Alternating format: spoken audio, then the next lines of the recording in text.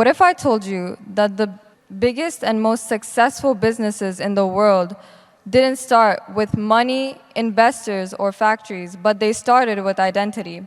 Identity is who we are, where we come from, what struggles we face, what we care about, and often it is the very foundation a business can stand on. If I took away every brand you use to express yourself, would you still recognize who you are? Today, businesses don't sell products, they sell versions of you. Here's the simple truth. We want belonging. We're wired to want to feel understood, respected, admired, and recognized. All successful business owners noticed this long ago.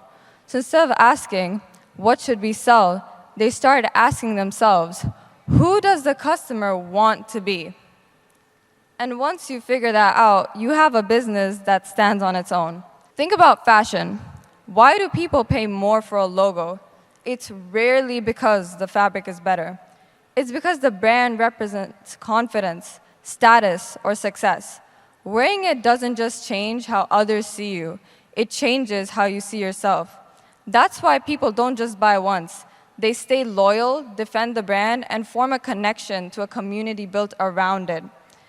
That's influence, and it starts way earlier than we think. As teenagers, brands change our chain of thoughts more than we realize. We start believing that certain brands make us cooler, richer, smarter, or more mature. Businesses don't force this idea onto us. We just willingly accept it because we want to feel like we belong. Here's the more logical flow. First, business creates an identity and markets it. Then the identity shapes the consumer's thinking.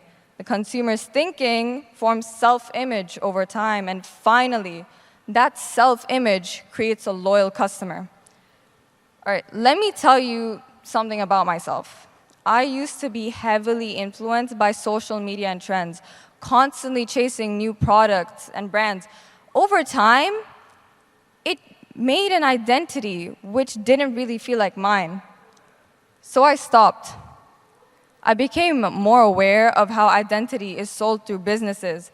And once I did, I regained control over my choices. Not perfectly. I still fall for trends sometimes, just with slightly better judgment and a little less impulse buying. Let's take a simple example, which is quite trending right now: skincare. For a long time, skincare companies were designed mainly for colder regions and lighter skin tones. People living in hotter climates or with different skin needs were largely ignored. This wasn't just a business gap. This was a signal to whose identities were considered worth serving and whose were not.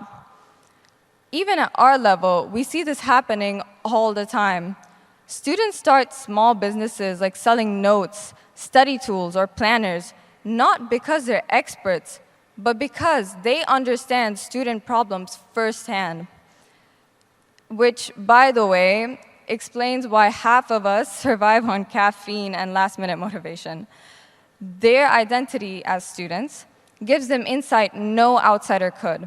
That's why those businesses work.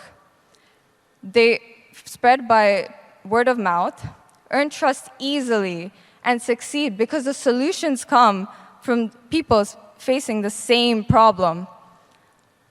And to put it into simpler terms, first, identity creates a problem. Second, the problem creates a need. Third, that need can be turned into a business. Let's take an example. We have a completely normal water bottle. It is made for normal people, regular water bottle, a plastic one. Now, we have another bottle which is only for the elites. No one else can use it. But my question is, which one would you pay more for? Most of you will say you'd pay more for the one for the elites. But what if I told you that those same bottles were made in the same factory by the same people for the same price? The only difference is their identity. Now, to make things more clear, let's take one more example. Let's imagine we have an empty wooden frame. This frame holds no value. Now, I can go and put a picture into that frame, and now, suddenly, it has a meaning. The picture becomes the frame's meaning. Now, think of the frame as a product and a picture as the value. We can sell that picture by giving it a meaning that relates to other people. That's the power businesses have. They don't just sell products. They change how people view themselves. Businesses don't just start from boardrooms and meetings. They start by people. They start from people. So the next time, before you build, buy, or believe in a business, think of what identities it represents and whose it doesn't.